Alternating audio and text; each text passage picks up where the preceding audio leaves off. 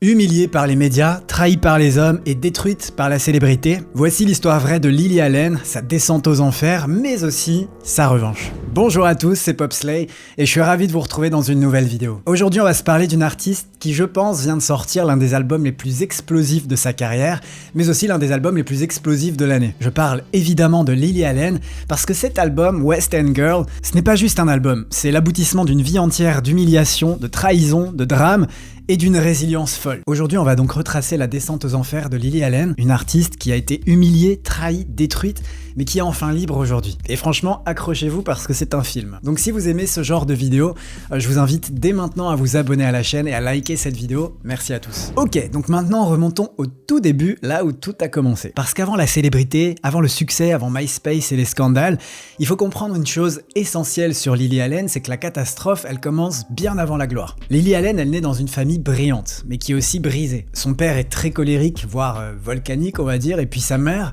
elle est complètement débordée. Son père, Keith Allen, c'est un comique anglais très connu, c'est une grande gueule, il est très charismatique, il est explosif, il est imprévisible. Et puis sa mère, Alison Owen, c'est une productrice de talent qui travaille beaucoup, tout le temps sur les plateaux. Elle est aimante, elle est brillante, mais comme je vous disais, elle est souvent absente parce qu'elle est dépassée par son travail. Donc chez les Allen, si vous voulez, il n'y a pas vraiment de vie de famille, quoi. On y croise souvent des artistes, des stars. Alors ça peut être un environnement très fascinant, vous me direz, mais c'est aussi un environnement qui, je pense, est un peu instable pour un enfant, vous voyez. Surtout que ses parents finissent par se séparer. Do you have memories of all of you together? The only memory I have of us all together is when he left, actually. The day that he left. I remember us all kind of being in the hallway of the flat that we lived in Bloomsbury, and my mum saying, you know, Dad's going. I remember thinking, do we get a new dad? I didn't. Dans cet article de The Guardian, on apprend que son père est parti lorsqu'elle avait seulement 4 ans, et je trouve que c'est un marqueur très fort de solitude dans l'enfance. L'article dit également ceci, que leur père les a quittés for the crowd show, donc ça signifie concrètement que leur père a quitté la famille pour la vie de fête, pour l'alcool, pour la débauche, et il est même dit que parfois les enfants dormaient parfois directement dans le club, pendant que les adultes faisaient la fête. Plus tard dans l'article, on peut lire ceci, je cite, « Lorsque Lily Allen avait environ 8 ans, elle a retrouvé sa mère dans sa chambre, entourée de bouteilles de vodka et de pilules vides, en train de ramper sur le sol. » Enfin, elle avait 8 ans, et elle voit sa mère en détresse mentale et physique. Donc on comprend alors qu'aucun adulte ne peut la protéger. Et là, les déménagements s'enchaînent à une vitesse folle, et dites-vous qu'en interview, Lily Allen avait déclaré qu'elle avait changé 13 fois d'école. 13 fois. Et tout ce chaos familial va faire d'elle une enfant un peu dissipée, un peu rebelle. Donc certes, elle a changé 13 fois d'école, mais il y a aussi dans le lot des écoles qui lui ont demandé de partir. Lily Allen, elle ne comprend pas vraiment l'intérêt de l'école, elle n'y trouve pas de sens. Elle n'est pas forcément en échec scolaire, ce n'est pas non plus de la fainéantise, c'est juste une gamine perdue, quoi, qui n'arrive pas à suivre et qui n'arrive pas à tenir en place. Donc Lily Allen, c'est un peu cet enfant abandonné émotionnellement parlant, qui passe sa vie à chercher où se poser et qui finira par trouver un refuge dans la musique. J'ai lu son livre et j'ai regardé pas mal de documentaires et d'interviews pour préparer cet épisode, et en fait cette enfance un peu nomade fait qu'elle se sent toujours de trop, quoi. En fait, elle a développé une obsession pour l'amour, pour la validation, pour l'attention, et à un très jeune âge, elle s'est construite dans l'instabilité et la peur du rejet. Et je trouve ça très violent pour une enfant. Et je trouve que c'est très important de poser le contexte familial parce que sa douleur, elle commence ici. Et comme je vous disais un peu plus tôt, c'est dans tout ce tumulte, c'est dans tout ce chaos qu'apparaît sa passion pour la musique. Ça va être un vrai refuge pour elle. La petite Lily Allen, elle va toucher à tout.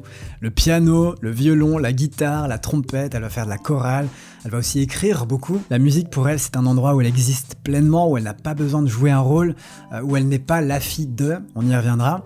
Et surtout, la musique, c'est cette chose incroyable qui ne l'abandonne jamais. Et un jour, l'un de ses professeurs va remarquer son oreille, son écriture, bref, son talent, quoi. Il lui dit qu'elle a quelque chose de très particulier et qu'elle devrait faire carrière. Et pour la première fois, Lily Allen a enfin quelqu'un qui croit en elle. I was at a school in Camden, and my mum was away. She'd gone away for a long period of time, and I think that, you know, everyone in the school kind of knew that I was struggling, and I was in the playground listening to Oasis, I think it was, Wonderwall, on my Walkman, and this teacher of mine called Rachel Santesso, who was Canadian and really young, and she walked by and heard me singing along with it, and she said, you know, you've got a beautiful singing voice, why don't we do some lessons together? I'd felt pretty invisible up until that point. And it was the first time, so I'm actually getting a bit emotional talking about it. It was the first time where I felt like I could be seen, you know. C'est à l'âge de seulement 15 ans que Lily Allen fait un choix radical. Elle quitte l'école et elle choisit la musique.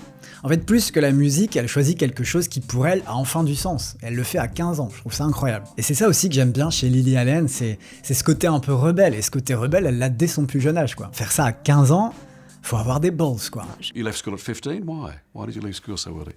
I don't know, I never really liked school. I didn't really like sort of authority, and I kind of felt like I wanted to educate myself, really. It's weird, I just knew that I was never going to be in a job that required me to have a degree. Nous sommes désormais en 2002, les amis, et à cette période-là, Lily Allen n'a que 17 ans lorsque son père lui décroche un contrat chez London Records. Personnellement, je pense qu'elle a été signée un peu trop tôt, et finalement, c'est quelque chose aussi qui va se faire ressentir parce que les équipes du label, ils savent pas trop quoi faire de Lily Allen à cette période. Elle racontera plus tard que le label lui faisait faire des chansons qui ne lui correspondaient pas vraiment. Elle finit par être virée de son label, et ça, elle va le vivre comme une énorme humiliation. Enfin, imaginez 2 secondes le délire, vous n'avez que 17 ans, vous êtes viré par votre label, c'est, je trouve, une blessure d'ego assez violente, quoi. Ça me fait penser un peu à l'histoire de Bruno Mars, qui lui aussi avait été viré par son label. Si vous n'avez pas encore vu ma vidéo où je raconte toute l'histoire de Bruno Mars, je vous la mets juste ici. Donc Lily Allen est larguée par son label, on la sous-estime, et je pense aussi qu'on la juge comme étant la fille de... Elle l'évoque, ce statut de fille de Keith Allen qui lui a un peu collé à la peau. Elle le racontera plus tard en interview. Et après ça, Lily Allen n'a plus rien. Elle n'a pas de label, elle n'a pas d'équipe, elle n'a pas de plan. Et un jour, elle fait la rencontre de Future Cut, 2 producteurs de Manchester qui ont une cave, une vraie cave, qui leur sert de studio d'enregistrement. Et sachez que c'est dans cet endroit minuscule que vont naître les premiers succès de Lily Allen. Mais ça, elle ne le sait pas encore. Je pense à des chansons comme Smile, que vous connaissez forcément.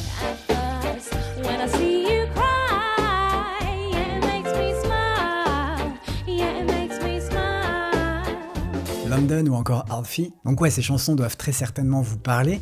Et surtout, c'est la Lily Allen qu'on connaît tous. Enfin, c'est celle qui nous a tous marqués à l'époque. Cette artiste un peu insolente, rebelle et hyper lucide à la fois sur le monde qui l'entoure. Et pourtant, au tout début, son nouveau label, Parlophone, l'ignore un peu. Et finalement, ça va être une bénédiction pour Lily Allen, puisque elle a carte blanche. Personne ne croit vraiment en elle, donc personne ne lui dit quoi faire. Debut album with Regal, but they were focusing much of their marketing efforts on their other releases, particularly Coldplay's X and Y album. So Lily had to get creative if her music was going to be heard. She happened to meet up with Lady Sovereign in a bar, who told her to investigate MySpace. Because the record label were working on so many different sort of big artists like Coldplay and Gorillaz, they weren't so much focused on Lily Allen. She was like one of their smaller artists.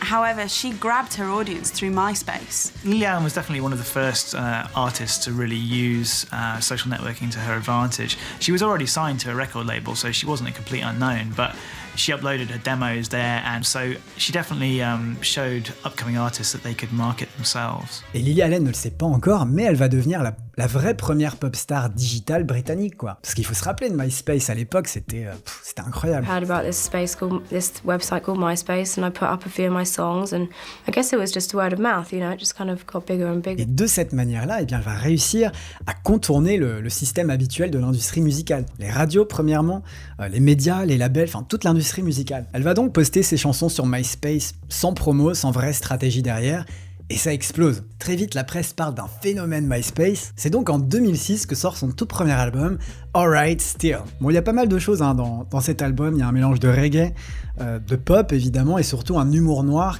qui, je trouve, la différencie un peu de ses concerts à l'époque. Encore une fois, vous vous rappelez évidemment de Smile.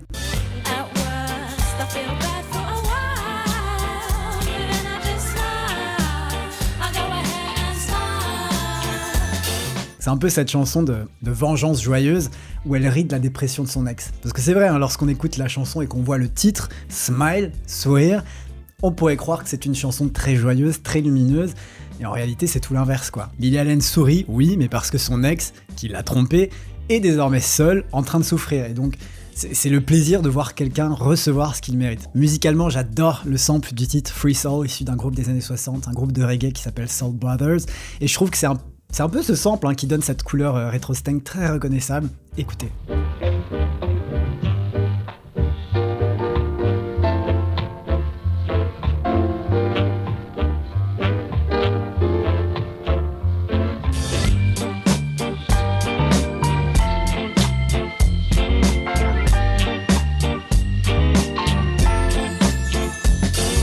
D'ailleurs, n'hésitez pas à aller voir toutes mes vidéos où je vous parle de samples, je vous mets la playlist juste ici. Donc bref, Smile, c'est le premier single officiel de Lily Allen, et c'est un succès immédiat au Royaume-Uni, numéro 1 pendant 2 semaines, il sera très diffusé, à tel point qu'en 2007, Lily Allen avouera sur scène, je cite, « Je suis tellement saoulé par cette chanson ». L'album a été très bien reçu par la critique, elle finira même nommée aux Grammy Awards.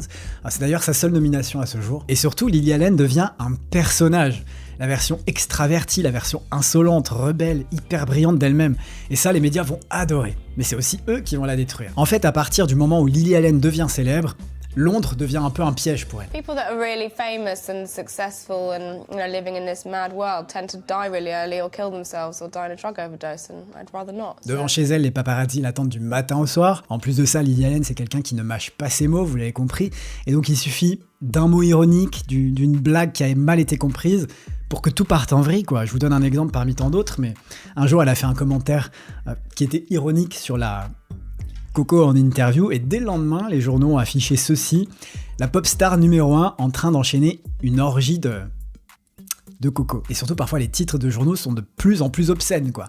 Surtout vis-à-vis de son style, de son apparence et de son corps. Certains vont titrer « Lily Allen, range ta ch'». Donc déjà là, on la sexualise beaucoup, on la juge très provocante, quoi. On dit aussi, je cite, « Lily Allen, trop grosse pour sa robe ». Bon là, on est clairement sur du body shaming très direct, très agressif, très virulent. Et c'est exactement le genre de titre que sortaient les magazines dans les années 2000 pour humilier les célébrités. Lorsqu'elle fait la fête, on dit que Lily Allen est encore bourrée, on la décrit comme instable, comme trop fêtarde. C'est vraiment un cliché qu'on va lui coller dès ses débuts, quoi.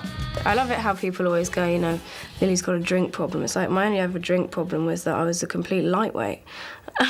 Et je pense aussi que pour comprendre ce qui arrive à Lily Allen à cette période-là, il faut rappeler le climat du moment, parce que entre 2007-2010, on va dire, c'est la période la plus toxique de l'histoire des tabloïds et des magazines. Je pense évidemment à Amy Winehouse, qui a été photographiée, harcelée par des paparazzi alors qu'elle était en plein effondrement. Je pense aussi à Britney Spears, qui, lorsqu'elle s'est rasée la tête, été suivie nuit et jour, vous vous rappelez de ces images. À cette période-là, les paparazzi, c'était des prédateurs, quoi. Et en face, vous avez le grand public qui consomme la souffrance de toutes ces jeunes femmes comme si c'était du divertissement. Et c'est exactement dans cette mécanique-là, dans ce climat-là, que Lily Allen va être propulsée. Elle devient un peu cette fille à problème qu'on surveille pour rigoler. On la trouve trop féministe, hystérique, provocante, perdue. Et en fait, comme je vous disais, le moindre faux pas est suivi de près. C'est la fille incontrôlable, c'est la fille qui est toujours ivre, qui est ingérable.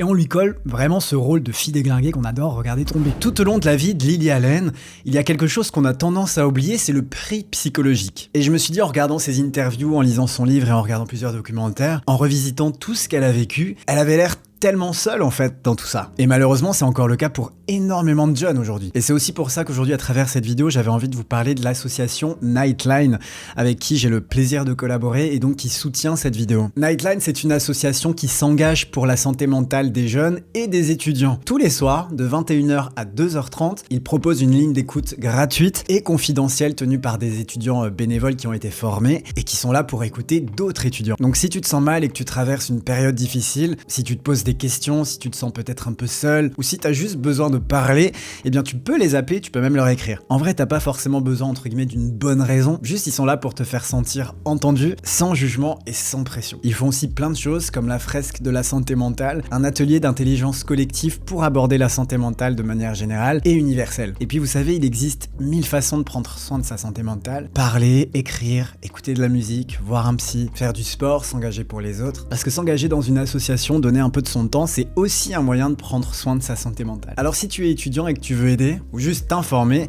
eh bien je te mets le lien de Nightline dans la description de cette vidéo. Et aussi n'attends pas d'être à bout pour demander de l'aide, parce qu'en vrai, personne ne devrait affronter ça seul. J'ai accepté de collaborer avec Nightline parce que lorsque j'étais plus jeune, j'aurais bien aimé avoir un endroit où parler, et je sais aussi que beaucoup d'entre vous traversent parfois des périodes difficiles, sans vraiment savoir vers qui se tourner, et c'est normal, ça arrive à beaucoup plus de gens qu'on l'imagine. Donc encore une fois, si tu traverses un moment difficile, ils sont là pour toi. Un grand merci à Nightline pour la confiance, et retournons à la vidéo. Et au milieu de tout ce carnage médiatique, eh bien Lily Allen fait ce qu'elle sait faire de mieux lorsqu'elle est au bord du gouffre. Elle écrit une chanson. Une chanson qui raconte exactement ce qui est en train de la détruire. Et c'est aussi pour moi l'une des meilleures chansons de sa carrière. Enfin, c'est une chanson que j'adore. Ça s'appelle The Fear.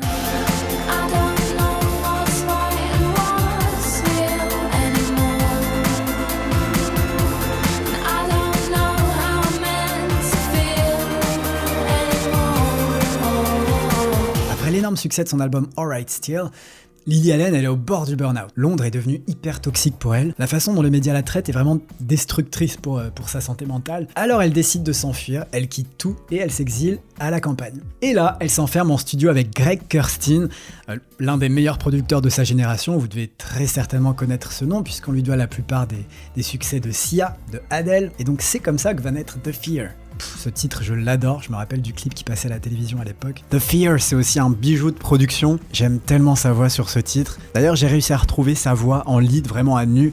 Écoutez. I'm on the right track, yeah, we're on to a winner.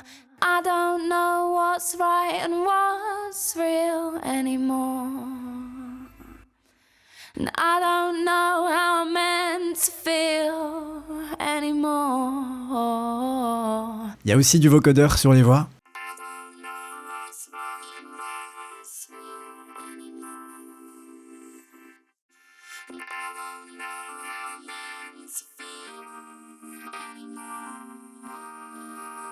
Et puis la mélodie au piano, elle est magnifique.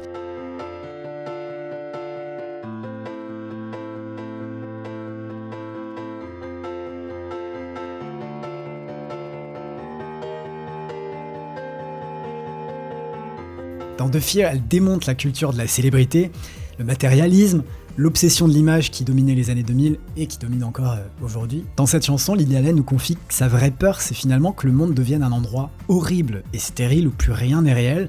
Dans The Fear, elle se moque des magazines, elle critique la superficialité du milieu.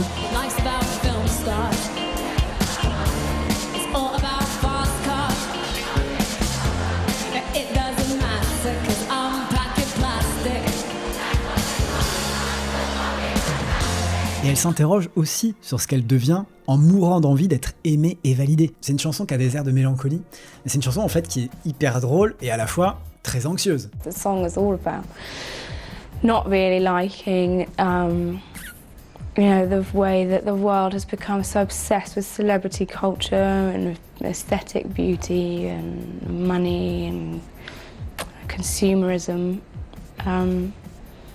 Yeah, I'm a little pop star consumer.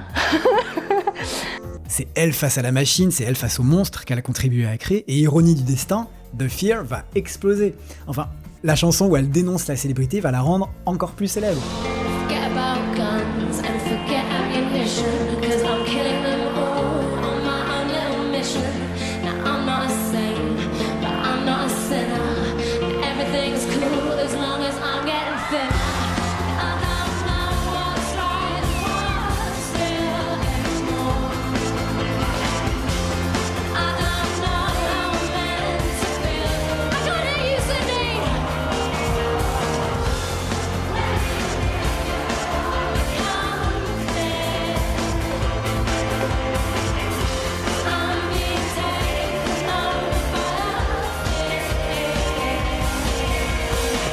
It's Not Me, It's You, c'est un album qui regorge de tubes autres que The Fear. Je pense à Not Fair.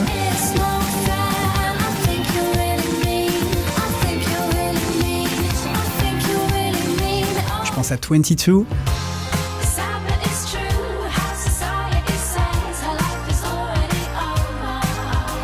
Mais également à l'énorme Fuck You.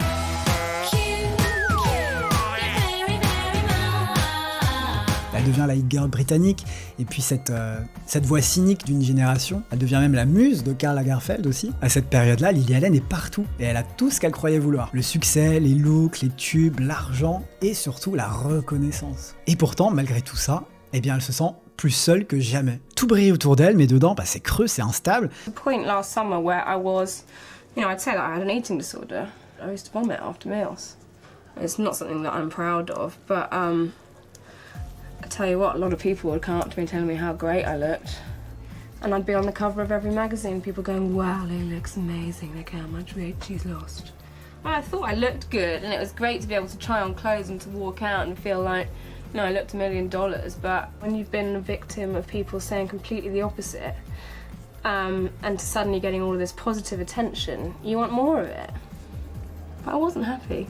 I really wasn't. Et après des années d'excès, Lily Allen raconte qu'elle a tenter quelque chose qu'elle n'avait jamais fait auparavant, juste être une personne, entre guillemets, normale. So I'm not willing to make music at the moment because I don't feel that people value it. I have enough money to pay off a mortgage on my flat and I'm happy with that. Is that it? Yeah. I don't need to sell anything anymore to anyone. I've got what I need. Elle rencontre Sam Cooper, un mec très gentil, stable, discret, très loin du show business, et très vite elle va l'épouser. Elle quitte Londres, elle dit vouloir arrêter la musique, elle rêve d'un jardin, d'une poussette, de tranquillité quoi. Elle veut devenir mère, elle veut une vie privée, elle veut disparaître de tout ce cirque médiatique quoi. Lily Allen tombe enceinte, plus apaisée que jamais, et là, le cauchemar. À presque 8 mois de grossesse, une infection fœtale, les médecins ne peuvent rien faire, et donc le bébé, un petit garçon qu'elle avait déjà décidé d'appeler George, naît mort-né. Mais pour Lily Allen, le traumatisme va encore plus loin. Parce que tenez-vous bien, mais même dans ce moment absolu, très intime, le monde ne va lui laisser aucune intimité. Tout ça l'a énormément traumatisée. Elle fera quelques mois plus tard une crise de septicémie, elle manquera de mourir quoi. Et évidemment, avec une telle violence, ça va développer chez elle un syndrome de stress post-traumatique. I mean, I think it's difficult for anybody, regardless of what world it is that they live in. And actually, what I took home from that experience was that I mean, even though it was the most unfortunate thing that can never happen to a person, I was very fortunate in the sense that I have a loving partner to go home to and share that experience with. And there are many women, 17 stillbirths in the UK every day, that go home and they don't have that support. You know, they have to go home and deal with that on their own. And so I kind of am in a bit of a...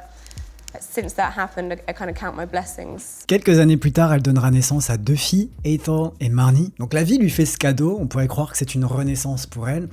Mais à côté de ça, elle reste Lily Allen, donc le monde ne va pas la lâcher. Les paparazzi campent devant sa maison, la suivent en poussette, continuent à critiquer son poids postpartum. Lily Allen, elle voulait juste être une mère, quoi. Mais l'opinion publique fait de sa maternité un nouveau spectacle, elle n'a pas de peine, n'a pas de répit.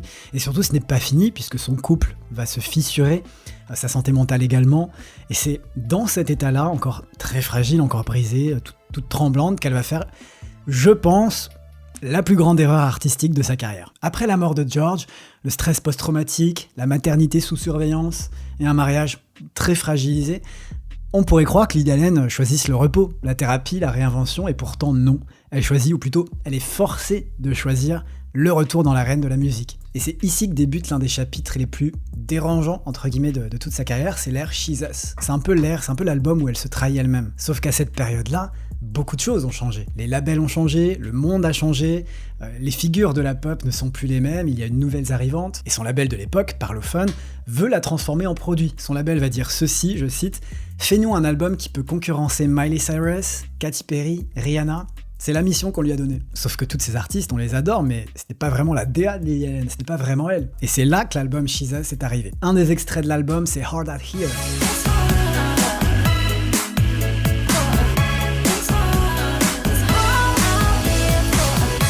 Un titre qui tombe un peu à plat, un premier single qui se voulait féministe, drôle, très impertinent, bref, dans l'ADN de Lily Allen, mais rien ne fonctionne. On l'accuse de parodier les femmes noires, de reproduire des codes qu'elle a pourtant dénoncés, d'être complètement déconnectée de la réalité, moins lucide qu'avant, et pour la première fois, le public sent que son radar ne capte plus les mêmes choses, quoi. Elle est fatiguée. Pourtant, She's Us, vous avez une armée de producteurs assez fous, hein. Vous avez par exemple Shellback, il y a aussi cette chanson Air Balloon, une chanson qu'elle déteste mais qu'elle ne conteste même pas en fait à cette période-là, elle accepte tout, elle dit oui, elle s'efface un petit peu. En fait cet album She's Us, pour moi c'est le contraire absolu de Alright Still et de It's Not Me It's You. En fait elle perd de son instinct, elle perd sa boussole, son mordant, son tranchant, vous voyez. Même son look, hein, c'était devenu une caricature d'elle-même. Vous avez cette esthétique cartoon qui est poussée à l'extrême, et on a l'impression qu'elle joue Lily Allen au lieu d'être Lily Allen. Les critiques disent que ça sonne creux, qu'elle a perdu de son authenticité. Le public, en retour, l'accuse d'incohérence, d'opportunisme. Et pendant tout l'album, toute la promo, toute la tournée, Lily Allen est en train de mourir intérieurement. Elle enchaîne la les médicaments, les somnifères, les régimes totalement destructeurs, l'alcool également. Elle raconte plus tard dans son livre que j'ai lu pour vous pour préparer cet épisode, je cite « Je me droguais pour maigrir, je me droguais pour dormir, je me droguais pour tenir debout ». La tournée est très difficile pour elle, en plus de ça elle est loin de ses 2 filles. Donc en ce sens, pour moi, She's Us, c'est un peu l'apogée de sa chute professionnelle mais aussi personnelle. Mais cet album, c'est aussi un moment de transition pour elle parce qu'elle décide de disparaître mais pour mieux renaître ensuite, mais bon, ça elle ne le sait pas encore. Après l'effondrement She's Us, le mariage qui casse, la tournée qui la broie, l'hôpital, Lily Allen décide de disparaître et donc le public pense qu'elle est au calme. Mais en réalité, vous allez le voir, c'est l'une des périodes les plus effrayantes et traumatisantes de toute sa vie. Parce qu'on l'a vu ensemble, la pression médiatique, c'était déjà très violent pour elle. Mais ce qui arrive ensuite, ça relève vraiment d'un autre niveau, vous allez voir. En effet, Lily Allen va devoir faire face à un stalker très terrifiant. Il s'appelle Alex Gray. Je sais pas si vous avez entendu parler de cette histoire. Alors au début, c'était que, entre gros guillemets, du harcèlement en ligne, des messages obsessionnels, des fantasmes un peu chelous, des insultes. Et comme tant d'autres artistes, elle se dit, vas-y, c'est les aléas de la célébrité, ignore et puis ça va passer. Sauf que pas du tout, ça ne passe pas, au contraire. I started in 2008 with a series of tweets. And what did the tweets say? They were sort of nonsensical, half-sensical tweets saying that, or alleging that he had written my song "The Fear," which had come out a couple of months previous to that. And how did he describe himself? What was his handle? On Twitter, his hand, it was at Lily Allen is R.I.P., but also his name, Alex Gray. Nous sommes en 2015, Lily Allen est en train de dormir dans sa maison, et cet homme-là, Alex Gray, pénètre dans la maison. That the one night I have left this door open, somebody had managed to get into my bedroom. What did you think was happening? Well, I think at that point I started to think maybe it's the same guy that's been sending me these letters and gets into the room. Well, first of all, I'm lying in bed and I could see the door handle moving. And, then he steams in and starts screaming and shouting, "Where's my dad? Where's my dad? What have you done with my dad, you bitch?" At which point I was in shock. I didn't know who this person was. I said to him, what are you doing here? I was concerned for him because I could see that he was really agitated and upset, but it was very focused on me. It was, and he was very close to you. Yeah, and I recoiled back into my bed, at which point he ripped the duvet off, and I jumped out of bed at that point and ran around to the other side of the room. He kept sort of shouting at me, but he was very focused on me. It was really confusing because it was loud and it was aggressive, and there was lots of sort of gesticulating going on, and he had something under his jumper. There was something long and... Did you learn later what that was? No, I didn't. I mean, I have my suspicions as to what it was. I think it was a knife. And why do you think that now? After I gave evidence, I was taken into a room and I was told by the CPS in his interview, he said that he was going to put a knife through my face. And in that interview, part of which was played in court, what did the police then say to him? We're going to end the interview there.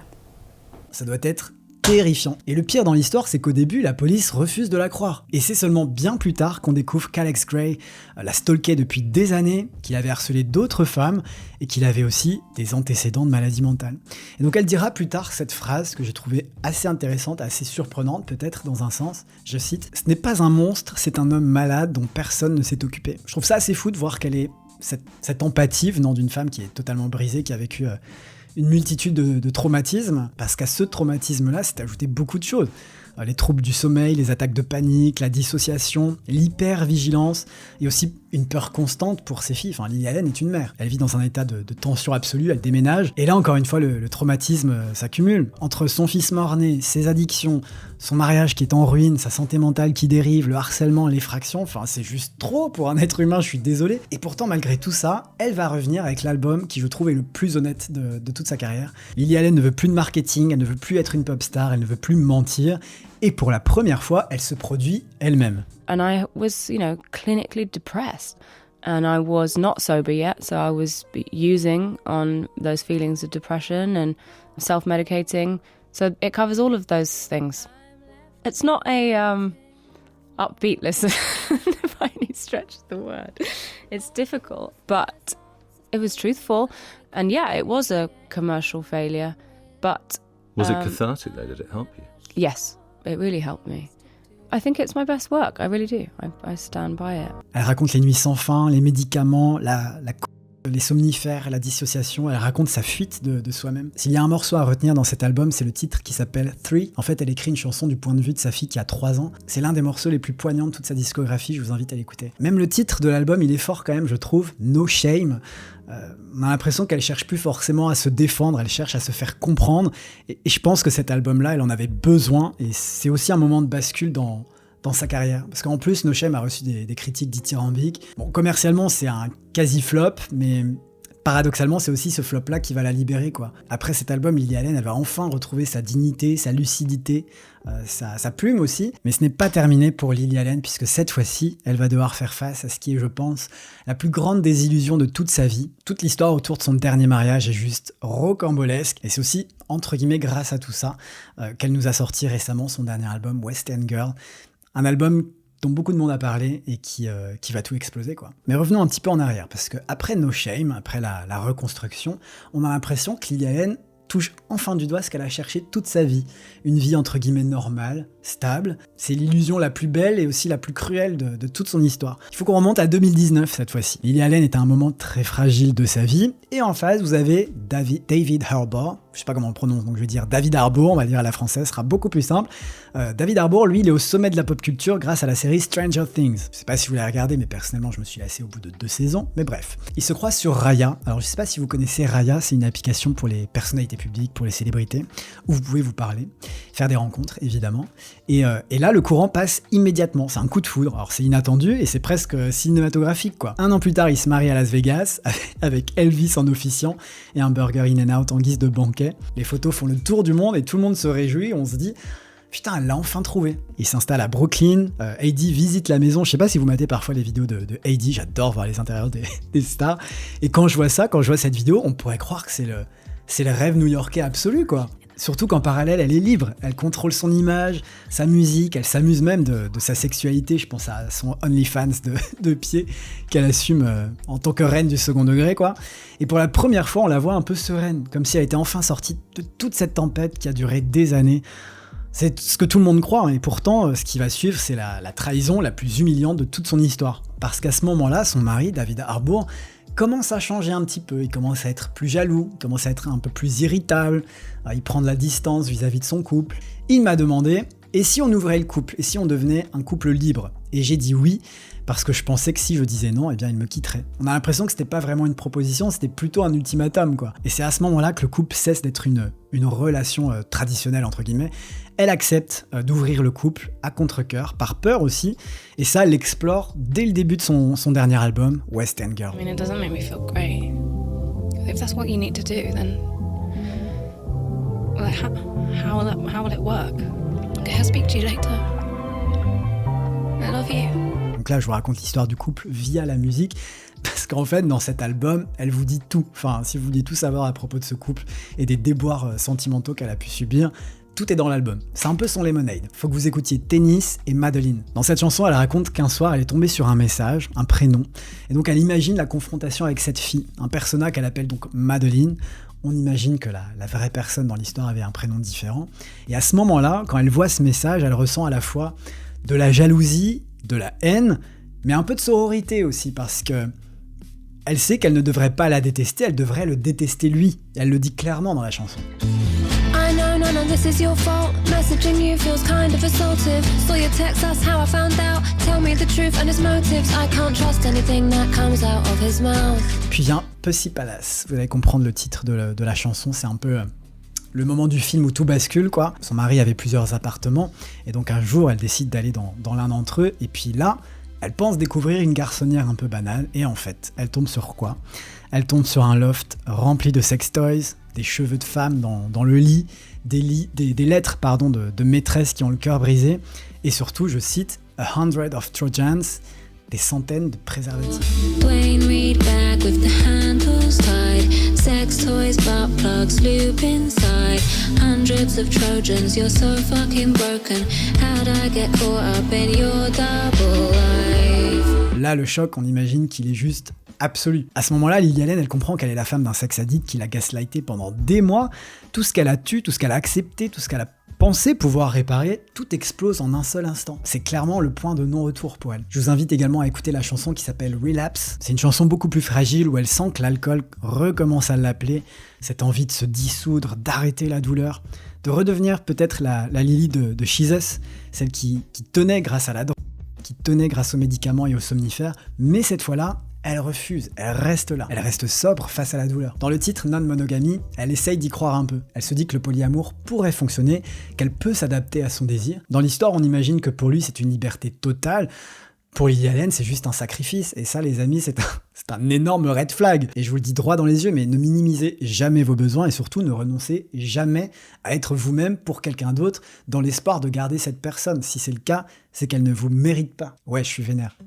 Aussi, on apprend à travers l'album que lorsqu'elle s'est retrouvée seule, elle est allée sur des applications de rencontres. Et donc, elle a pris un pseudo, Dallas Major, c'est un des titres de l'album, et elle y raconte qu'elle a 40 ans, qu'elle a 2 filles, qu'elle a un mariage qui est totalement détruit.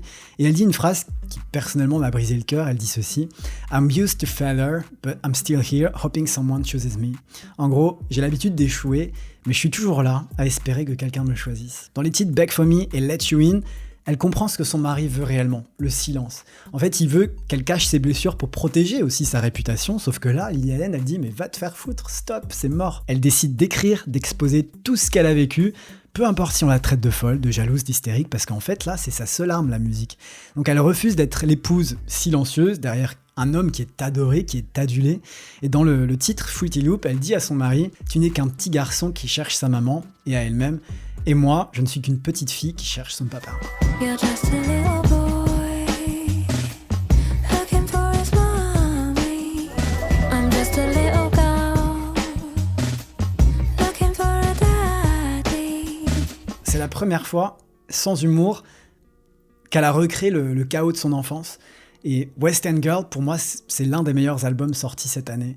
C'est l'album de... Je dis souvent que la musique a un pouvoir cathartique, mais cet album, c'est la catharsis totale. West End Girl, c'est Lily Allen qui transforme la pire humiliation de sa vie en chef-d'œuvre.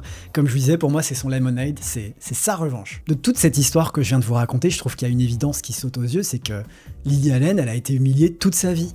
Et elle en a fait son art. Les parents absents, négligents, instables, l'industrie musicale qui profite de son chaos, qui ne savent pas quoi faire d'elle, les tabloïds misogynes qui guettent ses faux pas, la police incapable de gérer ce stalker dangereux, le mari infidèle qui a une double vie. Enfin, à chaque étape de sa vie, elle a rencontré un système qui l'a trahi. Enfin, je trouve ça horrible. Et pourtant, malgré tout ça, elle a survécu. Lily Allen, c'est quelqu'un qui a tout vécu, qui a été au bord du gouffre plusieurs fois dans sa vie. Personnellement, je ne pense pas qu'elle soit nécessairement heureuse, pleinement heureuse. Enfin, avec tout ce qui s'est passé, je pense qu'elle va avoir besoin de temps pour s'en remettre. En revanche, elle est libre, et c'est là la grande différence. Avec cet album, elle se reconstruit, je trouve ça vraiment infiniment puissant. Donc ouais, Lily Allen n'était peut-être pas faite pour être une pop star parfaite, vous voyez, mais elle est devenue à mon sens quelque chose de bien plus fascinant, une survivante. Donc si vous avez aimé son histoire, je vous invite vivement à écouter ce dernier album qui s'appelle West End Girl. Et si vous avez apprécié cette vidéo et que vous avez passé un bon moment en ma compagnie, merci de vous abonner à la chaîne en cliquant sur le bouton s'abonner, de liker cette vidéo, de laisser des points boost, je ne sais pas si c'est encore possible, et des commentaires pour le référencement. Et je vous invite également à voir ma dernière vidéo sur Susan Boyle, où je vous parle du parcours de Susan Boyle, où il y a pas mal de parallèles qu'on pourrait faire avec la vie de Lily Allen. C'est aussi quelqu'un qui a traversé beaucoup de tragédies et qui pourtant reste debout.